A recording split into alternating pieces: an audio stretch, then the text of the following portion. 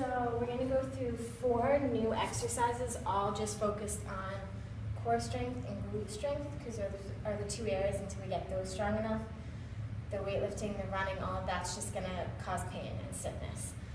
So I want you to give this a shot for 2 weeks straight. I'm going to take out the weights and the running. Walking, fine. If you want to use like the elliptical or something at the gym, great.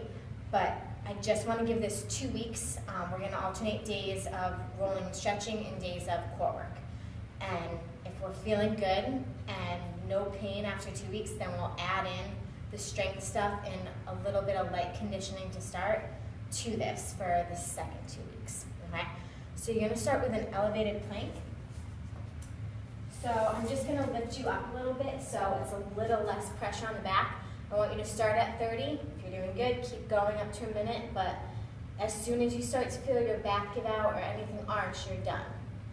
Elbows under the shoulders, so find something that's just a little bit elevated off the ground. Press up onto the balls of the feet, hip width apart, and make sure you're pulling the belly button in and squeezing the butt, okay? Holding, make sure you're breathing. As soon as you start to feel that dip, come out of it, all right? Then you are going to come onto your back.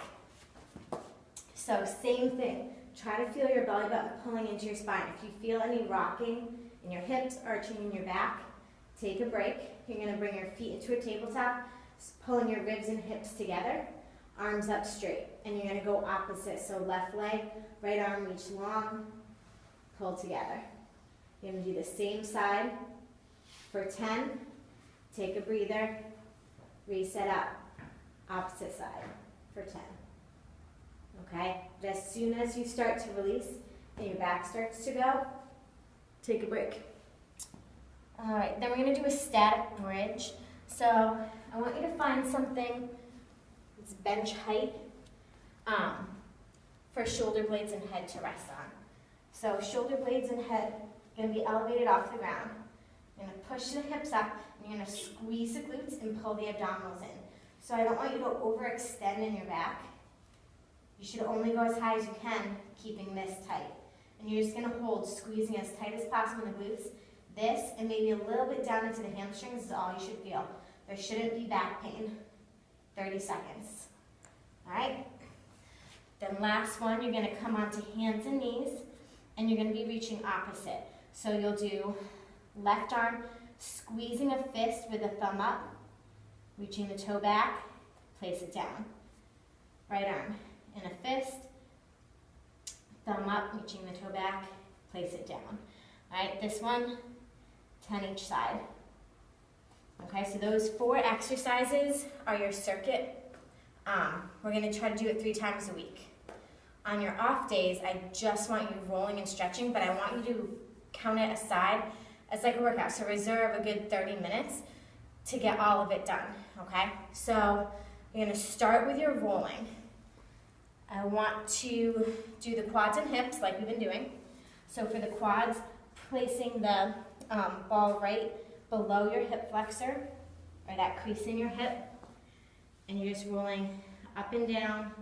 You can go a little side to side, looking for the knots. So you can work your way all the way down the quad, okay?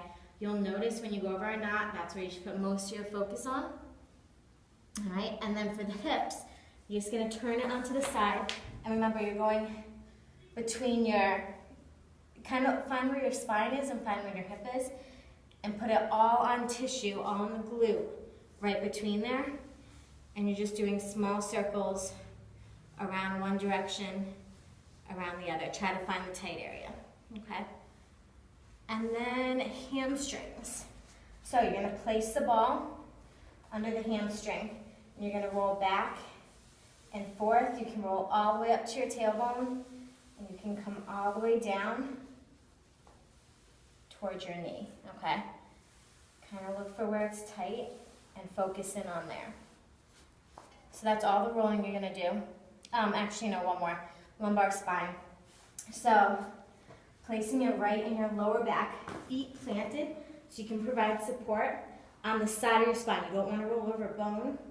You're going to place it in, and you're just going to kind of roll back and forth, keeping your abs tight, trying to loosen up all that tight tissue on both sides. So work on your right, remove it, place it over, work on the left. Remember, you're never going over any joints. All right, so on either side of your spine. Okay, stretches. So we're gonna keep the hamstring stretch that we've been doing. So placing the foot up on a bench on both sides, make sure you're stretching flat back with your abdominals engaged. To the front, toes are right up, rotating out, stretching down to the side, flat back, rotating open, stretching forward, getting into the inner thigh. All right, toes up on all of them, making sure we do both sides. Then we're gonna do a hip flexor stretch. So for this one, I wanna change this a little bit. I'm gonna have you put your toe up on the bench, bring the knee down. So 90 degrees at your front leg, and you're gonna come up, bring your hips underneath you. So the closer you bring your knee to the bench, the harder this is gonna be, the deeper it's gonna stretch. So you may have to start a little bit of ways to be able to get your hips underneath you. I don't want you to come up this way and not be able to rotate your hips flat. So the further you can work your knee back, the better, but start to add a position where those hips can come under, your abdominals can be tight, and feel it all up the quad and into your hip flexor, both sides. And then lumbar spine. So you're gonna lay on your back, palms down, make sure your heels stay connected to the ground, and you're just gonna twist side to side, loosening up your lower back, getting some movement in there. Okay, biggest thing to watch here, make sure your shoulder's not coming off the ground. So when you go, as soon as you start to feel that, that's your stopping point. Both shoulder blades flat on the ground. All right, so you're alternating now. Days where you do your circuited core work, you're gonna be doing 3 sets, and days where you do the foam rolling and the stretching. All right, all the way through, it should take a good 30 minutes to really get in, hold the stretches. I'm gonna give you times on the sheet that I sent you, okay?